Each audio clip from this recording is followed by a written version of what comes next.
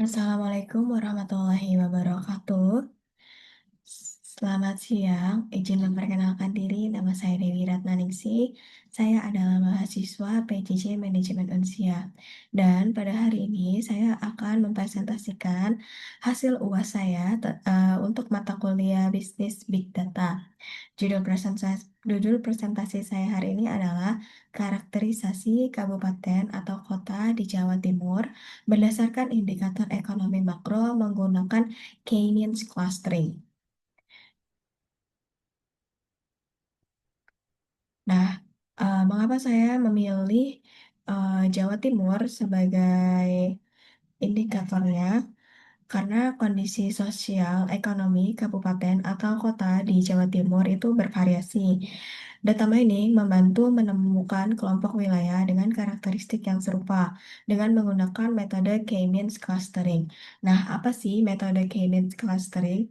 K-means sendiri adalah metode clustering atau pengelompokan dalam data mining yang digunakan untuk membagi data menjadi beberapa kelompok berdasarkan kemiripan karakteristik.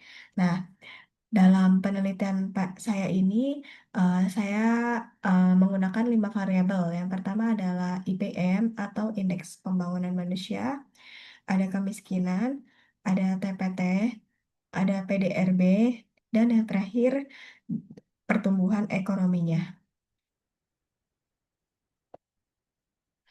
Nah, ada 5 tujuan utama dari penelitian hari ini, yaitu mengelompokkan kabupaten atau kota di Jawa Timur berdasarkan indikator ekonomi makro. Yang kedua, menentukan jumlah klaster optimal dengan menggunakan elbow method. Yang ketiga, menerapkan K-means clustering pada data yang sudah terstandarisasi. Yang keempat, mengevaluasi hasil clustering menggunakan silhouette score dan intertia. Dan yang kelima, mengidentifikasi karakteristik masing-masing klaster yang terbentuk. Nah, apa saja data yang saya gunakan dalam analisis saya? Datanya itu bersumber dari BPS Jawa Timur dengan objeknya berasal dari 38 kabupaten atau kota yang ada di Provinsi Jawa Timur. Tools yang saya gunakan Python dengan aplikasinya ada Kaggle Notebook dan metodenya menggunakan K-means clustering. Dengan variabel dan indikator yang tadi sudah saya sebutkan.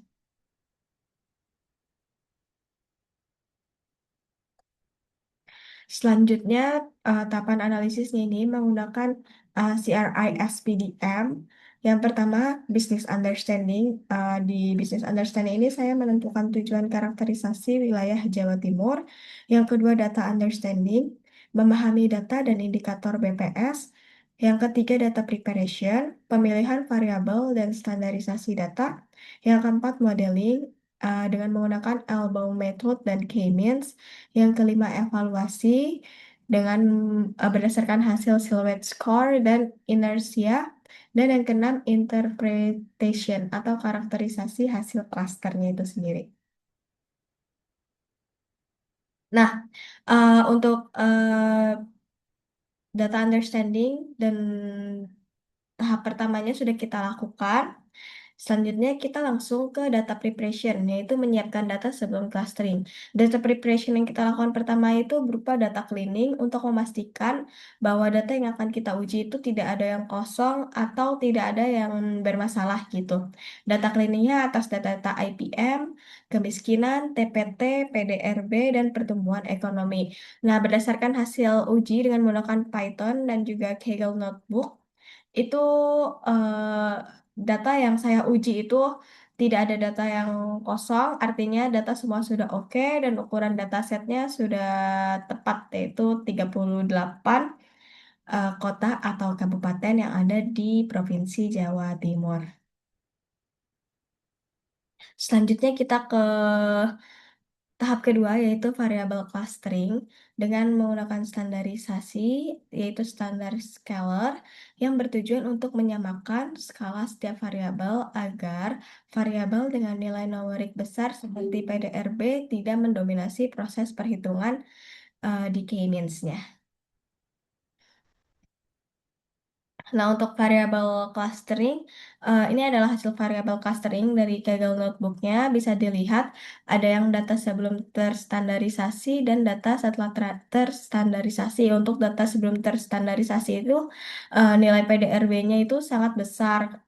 Jadi harus distandarisasi agar nanti hasil akhirnya tuh bisa lebih valid lagi. Nah, setelah dilakukan clustering, didapatkan hasil dengan menggunakan metode elbow method dengan penentuan jumlah cluster. Nah, clusternya yang didapatkan adalah 4 dengan pengujian cluster dari K2 sampai dengan K7. Penurunan inertia cukup besar hingga K4. Jadi dari K2 sampai dengan K4 penurunan inertianya itu cukup besar. Dan setelah K4 itu penurunan inertia mulai landai sehingga untuk finalnya kita tentukan untuk K-nya itu sama dengan 4. Jenis clusteringnya maksudnya ya. Nah, dengan K-mean finals dan hasil evaluasi, kita sudah bisa menentukan modeling dan evaluasinya. Untuk jumlah cluster itu ada 4 sesuai dengan tadi grafik pada slide sebelumnya. Terus untuk inertia didapatkan hasil itu 62,2749 dan silhouette skornya 0,3618.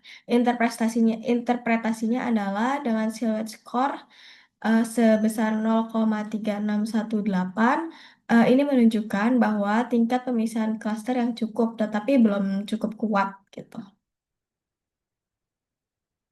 Nah, dari hasil clustering ini diperoleh 4 cluster, yaitu cluster 0, 1, 2, dan 3. Dan dari 38 kabupaten atau kota, kita dapatkan jumlah wilayah dengan cluster 0 itu ada 23, cluster 1 ada 10, cluster 2 ada 4, dan cluster 3 ada 1.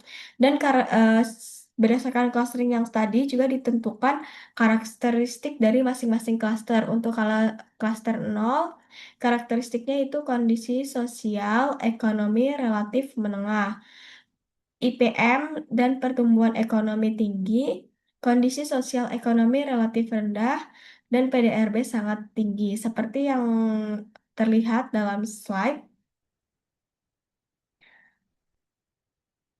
Untuk di sini yang paling dominan ada di klaster 6, yaitu dia ada 23 wilayah yang masuk di klaster 0.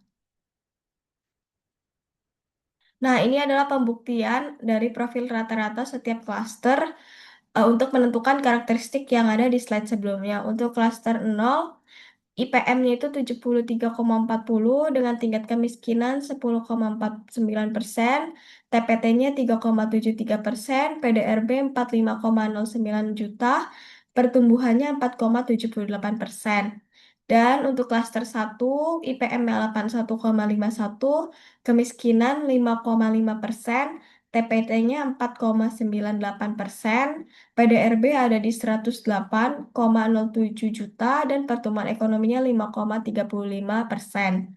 Untuk klaster 2, IPM-nya 69,14, kemiskinannya 17,24%, TPT-nya 3,49%, PDRB-nya di 41,64 juta, pertumbuhannya di 2,27%.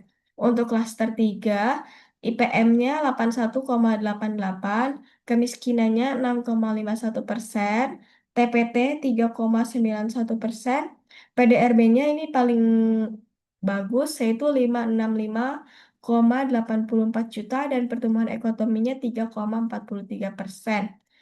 Dan dari Provinsi Jawa Timur sendiri yang masuk ke klaster 3 itu hanya ada satu kota, yaitu Kota Kediri, yang merupakan satu-satunya wilayah pada klaster 3 dengan PDRB jauh di atas rata-rata klaster lain.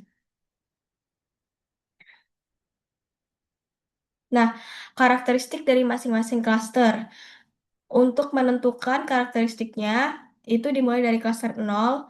Di sini kita bagi karakternya menjadi eh, kondisi sosial dan ekonomi relatif menengah dengan karakteristik IPM rata-rata 73,4, kemiskinan 10,49, dan pertumbuhan 4,78. Begitu pula dengan klaster 1, klaster 2, dan klaster 3 yang hanya ada satu provinsi di yang hanya ada satu kota yang ada di Provinsi Jawa Timur yang memenuhi klaster 3, yaitu dengan PDRB-nya sangat tinggi. Nah, kesimpulannya, bagaimanakah wajah ekonomi Jawa Timur dalam empat kelompok tersebut? Berdasarkan hasil analisis, K-means mengelompokkan 38 kabupaten atau kota menjadi 4 klaster, sebagaimana sudah dijelaskan sebelumnya. Lalu Elbow Method menghasilkan klaster sama dengan 4 sebagai jumlah klaster yang optimal. Silhouette score sebesar 0,36618 dan Intertia sebesar 62,2749. Klaster 0 ada 23 wilayah, yang mana ini kelompok terbesar yang ada di Provinsi Jawa Timur dengan kondisi ekonomi makronya relatif menengah, tidak bagus, dan juga tidak terlalu jelek. Jadi rata-rata kondisi Jawa Timur itu kabupaten atau kotanya masuk di klaster 0. Terus untuk klaster 1 ada 10 wilayah dengan IPM, PDRB, dan pertumbuhan ekonomi yang relatif tinggi. Klaster 2 ada 4 wilayah dengan kondisi sosial, ekonomi yang relatif rendah, dan klaster 3 Kota Kediri yang terbentuk sendiri karena PDRB-nya sangat tinggi. Jadi dia masuk ke dalam bisa dikatakan datanya itu outlier ya, karena PDRB-nya itu sekitar 500 jutaan dan jauh dibanding kota atau kabupaten lain yang ada di Jawa Timur lainnya. Baik, sekian presentasi saya pada siang hari ini. Mohon maaf apabila terdapat kesalahan. Wabillahi taufik wal hidayah. Wassalamualaikum warahmatullahi wabarakatuh.